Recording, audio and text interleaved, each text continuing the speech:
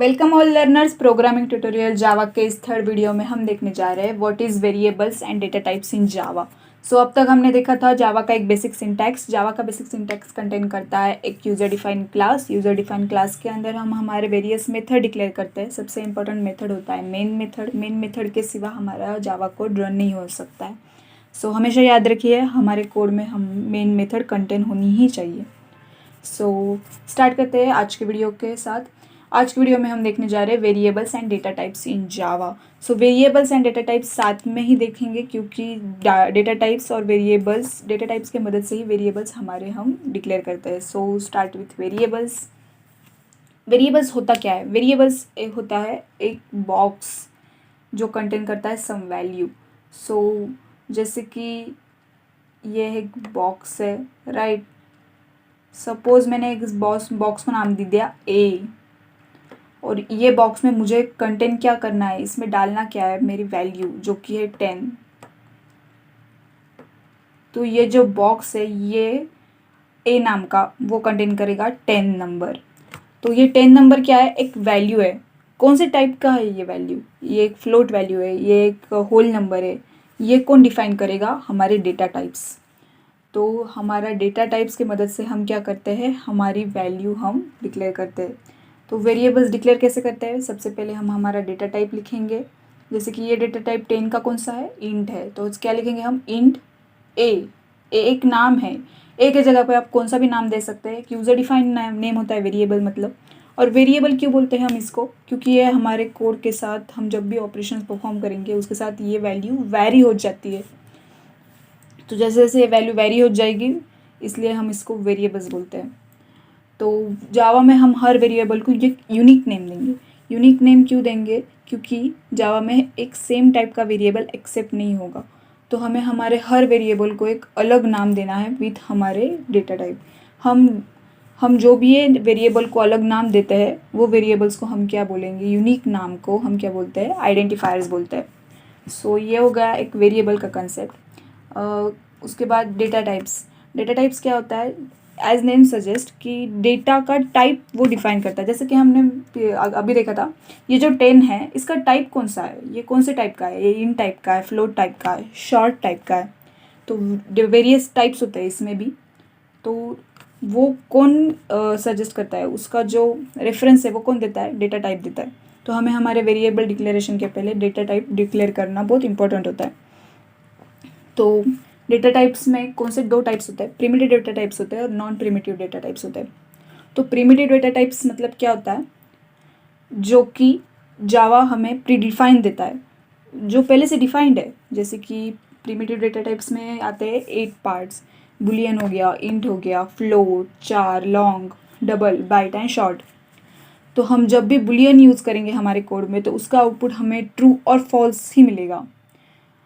और जब हमारे कंप्यूटर में जब भी हम एक वेरिएबल डिक्लेयर करते हैं एक मेमोरी अलोकेट होती है। मेरी मेमोरी अलोकेशन के लिए कौन सा डेटा टाइप कितनी मेमोरी अलोकेट करता है वो भी देखना ज़रूरी होता है। जब हम एक कोड लिखते हैं जो कि टाइम कॉम्प्लेक्सिटी और फिर स्पेस कॉम्प्लेक्सिटी के कंस्ट्रेंट में होता है तो उसके लिए हमें देखना पड़ता है कि क्या क्या हमने यूज़ किया तो हमारा जो कोड है उसका स्पेस कॉम्प्लेक्सिटी कम हो सकता है। तो इंट जो डेटा टाइप है, जब भी हम इंट का एक वेरिएबल डिक्लेयर करते हैं, जैसे कि मैंने इंट ए कर दिया, int A is equal to 10, तो वो मेमोरी में कितनी स्पेस अलोकेट करेगा? 4 बाइट्स की स्पेस वो ऑक्यूपाई करेगा उधर। वैसे ही जैसे हर वेरिएबल के लिए मैंने एक डेटा टाइप चूज़ करूँगी तो वो डेटा टाइप के हिसाब से वो स्पेस ऑक्यूपाई होंगे हमारे कंप्यूटर में। सो जैसे कि ये 8 टाइप्स के डेटा टाइप्स है, वैसे ही नॉन प्रिमिटिव डेटा टाइप्स है जैसे कि स्ट्रिंग, अरे, इंटरफेस। ये यूज़र डिफाइन होते हैं, ये हम खुद से डिफाइन कर सकते हैं। जैसे कि ऑब्जेक्ट हो गया, क्लास हो गया, इंटरफेस हो गए। तो ये हम देखेंगे आगे, पर आज हम देखेंगे प्रिमिटिव डेटा टाइप्स क्या होते हैं। Starting with our VS code. VS code में हमें क्या करना है? सबसे पहले हमें हमारी एक फ़ाइल बना लेनी है जिसमें हम हमारे आज वेरिएबल्स में जो भी हम सीखने वाले हैं वो सेव करेंगे। यहाँ पे आप लेफ्ट कॉर्नर में क्लिक करने के बाद आपके सामने ये प्रॉम्प्ट ओपन हो जाएगा जिसमें आपको न्यू फाइल पे क्लिक करने के बाद आपको न्यू फाइल बनानी है। तो आप आपके फाइल को कौन सा भी नाम दे सकते हैं। जैसे कि यहाँ पे मैंने वेरिएबल्स डॉट जावा दिया है, बराबर है।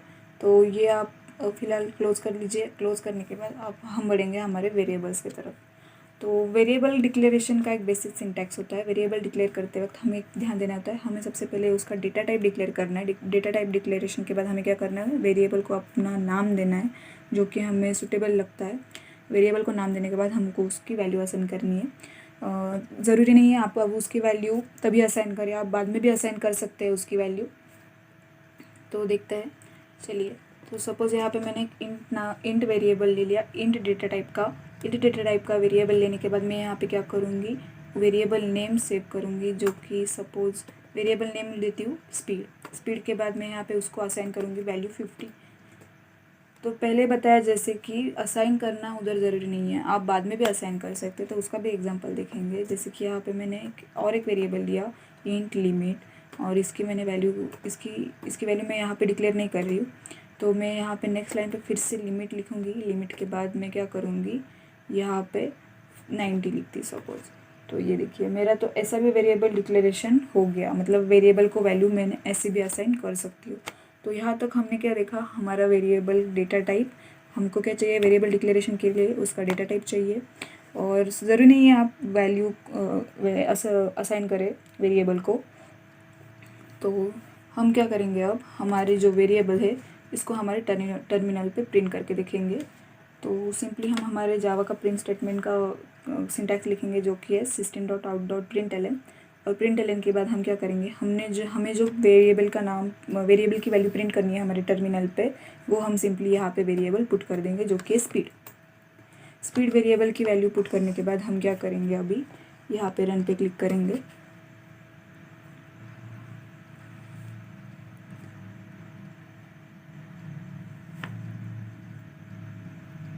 रन पे क्लिक करने के बाद ये देखिए हमने जो हमारे स्पीड वेरिएबल को जो वैल्यू असाइन की थी, वो वैल्यू यहाँ पे क्या हो गई है, हमारे टर्मिनल पे प्रिंट हो गई है।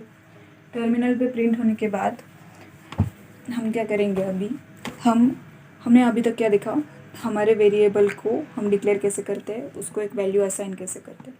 अभी असाइनमेंट के बाद हम क्या देखेंगे, वेरिएबल के नेमिंग कन्वेंशन में आता है पास्कल मेथड और कैमल केस का मतलब क्या होता है, कैमल केस का मतलब होता है आपके वेरिएबल का जो फर्स्ट इनिशियलाइज वर्ड है वो स्मॉल में होगा, और बाकी के जो भी अंडर जो सब वर्ड्स है वो क्या हो गए, कैपिटलाइज से शुरू हो गए। जैसे कि यहाँ पे ऐड 2 नंबर्स है, उसका ए स्मॉल है बट TNN और इन कैपिटलाइज।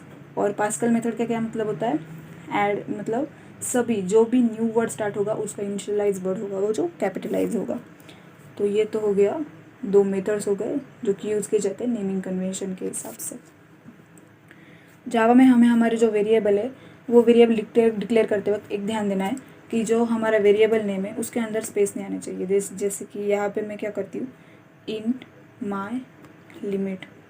तो यहाँ पे देखिए VS कोड के एक्सटेंशन के मदद से हमें यहाँ पे ही पता चल रहा है कि यहाँ पे एरर आएगा, पर हम हमारे आउटपुट में देख सकते हैं कि हमें क्या एरर देता है। तो ये देखिए हमने भी ये रन किया तो ये देखिए ये हमको एरर दे रहा है, सिंटैक्स एरर आएगा। सिंटैक्स एरर आया लिमिट को।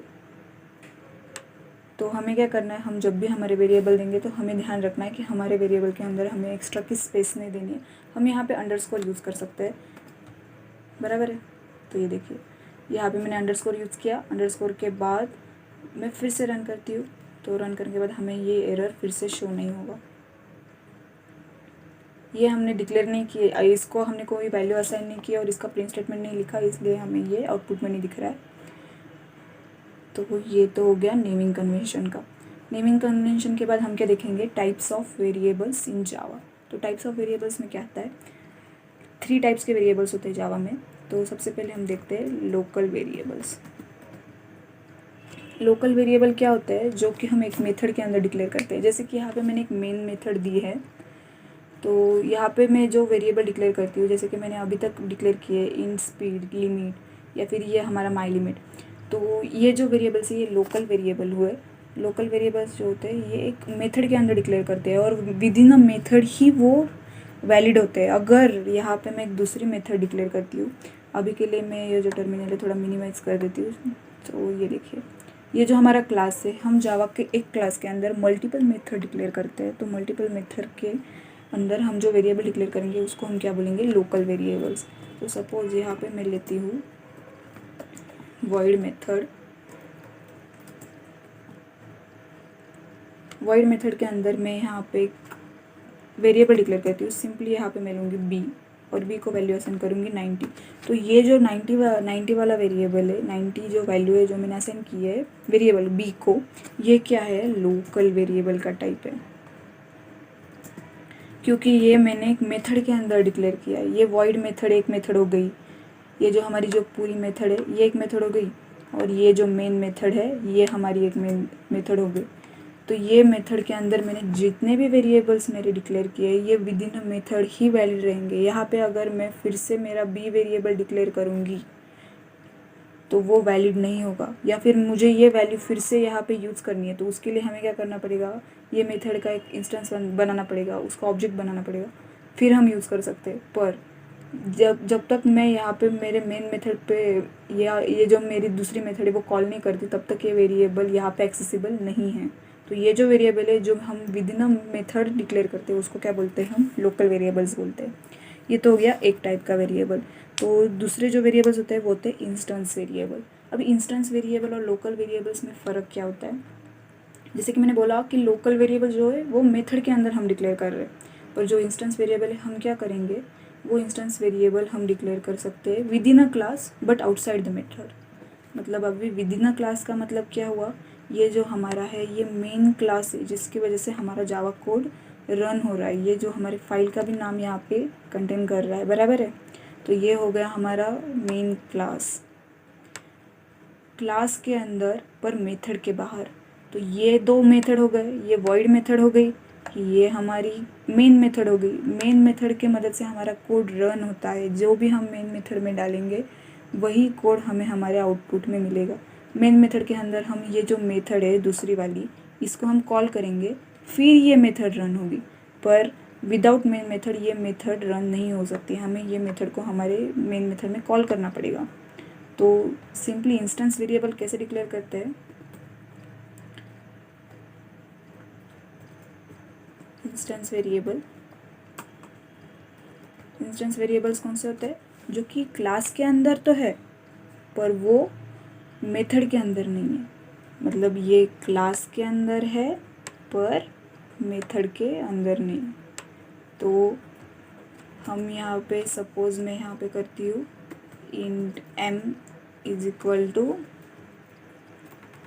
Suppose int m is equal to मैंने ले लिया 40, या फिर हम दूसरे टाइप का वेरिएबल भी डिक्लेयर करते हैं जैसे कि byte age is equal to, यहाँ पे मैंने बाइट एज की और मैंने 70 डिक्लेयर कर लिया।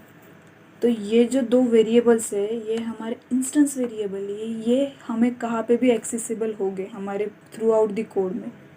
जैसे कि लोकल वेरिएबल में अगर बाहर लोकल वेरिएबल है जो मैंने मेथड के अंदर डिक्लेयर किया है वो मैं बस मेथड के अंदर यूज़ कर सकती हूँ, पर इंस्टेंस वेरिएबल का वैसे नहीं है।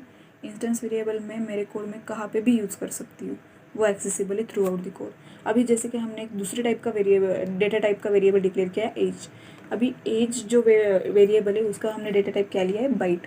तो जो ये जो बाइट वेरिएबल है उसका एक कंस्ट्रेंट होता है कि बाइट वेरिएबल है वो हमारे कंप्यूटर में 1 बाइट का मेमोरी एलोकेशन करेगा, पर हम बाइट की जो वैल्यू है -128 टू 127 में ही डिक्लेयर कर सकते हैं। इसके आगे आपने अगर वैल्यू ली बाइट की तो वो एरर शो करेगा। तो बाइट का एक लिमिट है, उसके अंडर ही हमें हमारे बाइट की लिमिट बाइट की जो वैल्यू है वो असाइन करनी होती है। तो यहाँ पे हमने देख लिया second type of variable which is instance variable. तो इंस्टेंस वेरिएबल के बाद हमें क्या देखना है, हमारे थर्ड टाइप का वेरिएबल जो कि है स्टैटिक वेरिएबल्स।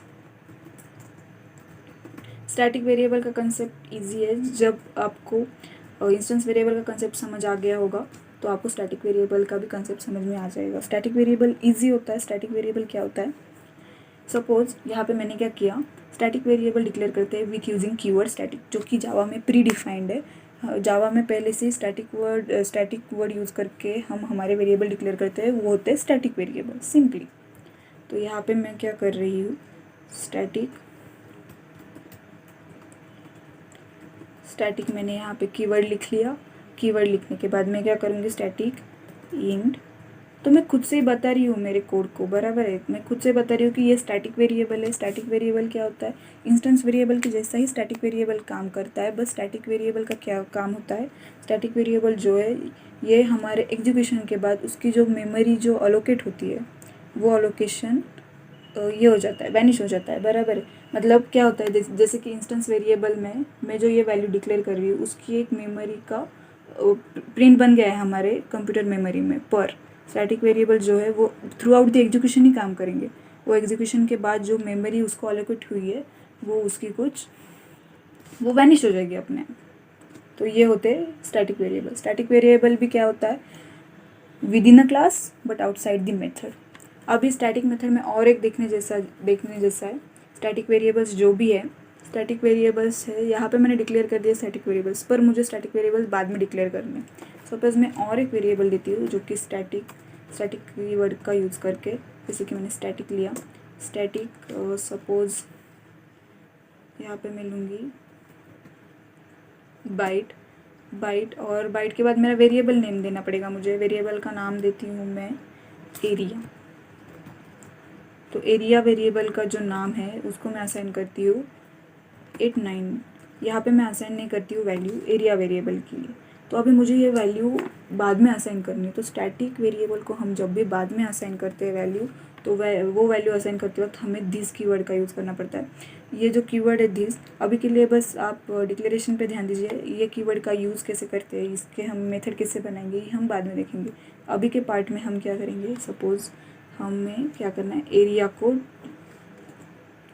ये देखिए this area is equal to, मैंने दे दी वैल्यू 70। तो हो गया।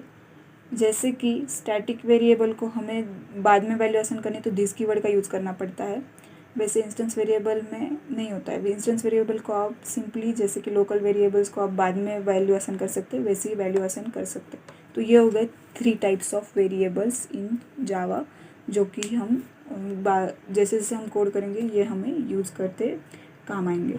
तो 4 टाइप ऑफ वेरिएबल भी होता है जावा में, जो कि होता है फाइनल वेरिएबल। सपोज यहाँ पे मैंने स्पीड की जो वैल्यू है मैंने पहले डिक्लेयर करके रखी है 50, पर मुझे फिर से 50 स्पीड की वैल्यू चेंज करनी है। तो मैं यहाँ पे क्या करूँगी, मैं यहाँ पे स्पीड इज इक्वल टू लेती हूँ 70, और हम जब फिर से ये जो प्रिंट स्टेटमेंट है ये मैं क्या करती हूँ, नीचे लेती हूँ। तो ऊपर मैंने स्पीड की वैल्यू क्या ली है, 50 ली, पर मैंने नीचे स्पीड की वैल्यू चेंज कर दी है। तो वो देखते हैं हम कौन सी वैल्यू प्रिंट होती है। ये देखिए यहाँ पे जो स्पीड की वैल्यू है वो 70 प्रिंट हुई। तो जैसे जैसे मैंने मेरे कोड में चेंजेस किए, सपोज देखिए यहाँ पे मैंने स्पीड की पहले वैल्यू की थी 50 असाइन, बाद में मैंने की स्पीड की वैल्यू 70 असाइन। तो जब टाइम मैंने असाइन की वैल्यू, तो जो लास्ट वैल्यू है उसने वो कैच की।